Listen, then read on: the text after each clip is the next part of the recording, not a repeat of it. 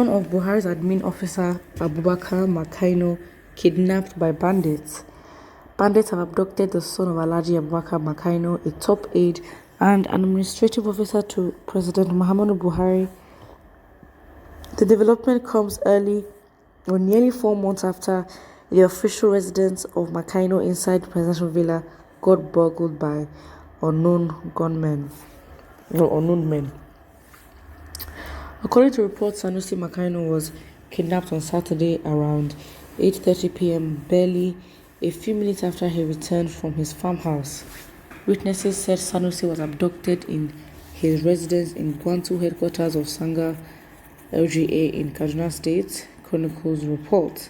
Gwantu is about 2 hours drive to the Federal Capital Territory, Abuja. The armed bandits, numbering about 8, trailed Sanusi from his farmhouse to his residence, a security official said. The bandits, who did not harm anybody inside the house, where Sanusi's 2 wives also reside. When they came to the house, they found 3 young men, including the younger brother of the victims. They asked, "Where is Sanusi?" They were told that he was not around, but they insisted that they saw him alighting from his car not long ago, one of the sources said. Another source said that gunmen tied up one of the young men identified as Sanusi's younger brother. As the bandits were coming out of the gate, they met Sanusi coming in. They quickly released the boy and took away Sanusi, the security source who spoke on condition of anonymity said. Sanusi, it was learned, was in his father's house, which is a stone's throw from his, when the assailants came to his house. The gunmen took away the victim without firing any shots. It was when they left the area and headed to the untarred road leading to General Hospital that they fired 4 shots in the air, another source said.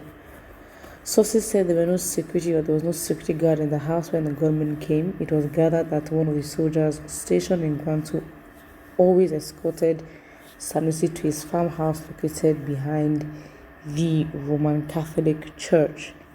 In May, robbers broke into Makaino's official residence in the presidential villa, Abuja, days before another attempt on the residence of Buhari's chief of staff, Ibrahim Gambari. Professor Gambari lives on a street next to the presidential villa. Presidential spokesperson Gabashehu, while confirming the incident at Gambari's residence, said the police in a related development is searching for a suspected burglar who unsuccessfully attempted to break into the house of Makaino Abdullahi on Thursday last week. Makaino lives off the same street with the chief of staff close to the villa, he said.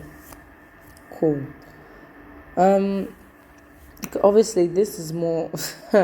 I mean, I guess even in the capital of the country, the insecurity is also brewing there. So yeah, I guess everyone is suffering, and maybe in this way, the government will be able to understand the plight of Nigerians and actually be proactive in solving, the issue of insecurity in Nigeria. But it's even more embarrassing. I mean, really and truly, there's just absolutely no excuse why the presidential villa would be that accessible, or people that live around the presidential villa. Well, I don't know why their houses would be accessible. I mean, I'm guessing, you'd assume that security is top-notch, tight. Nothing is happening there. And look at this, very much embarrassing, because it's not as if they do not have the resources to take care of themselves. They do. They have it in abundance. So there's absolutely doesn't make sense.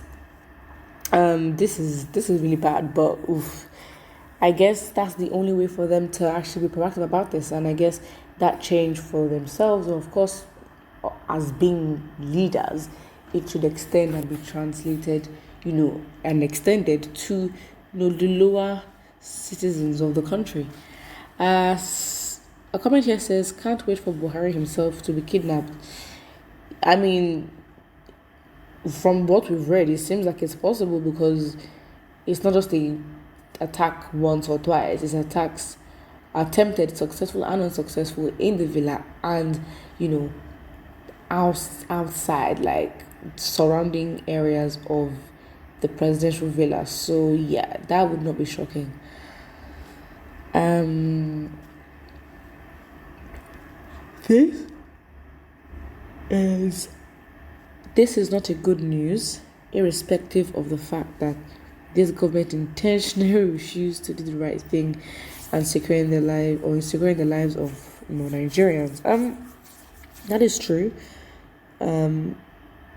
But there's no excuse for them to be insecure in their areas because they have, like, excuse me, how, no, there's absolutely no excuse, none whatsoever, because how? No, that is the actual question, but how? It cannot be, because that's why you expect security to be tight, top notch. So if in the presidential villa, okay, fine, it's a different thing. Let's say if it's out in the outskirts, fine. They have been in the villa before. What do you mean? So of course, like, it's obviously I think, as much as, okay, fine, people may be happy, some may not really care. We should care, because if top citizens of the country are in this position, then that's it. We're done for. We're actually done for. And I guess just that, this proves that maybe it feels, or actually, it levels the rumors that the government are in this in this issue of kidnapping, and they know about it and they're just not doing anything about it. I don't think that is the case at all. Damn, scary. But I guess this may be the only way for leaders to be, active, and when it personally hurts them, I guess that's the only way to reach them, where we would actually force them and they'd be forced to do the right thing because it affects them.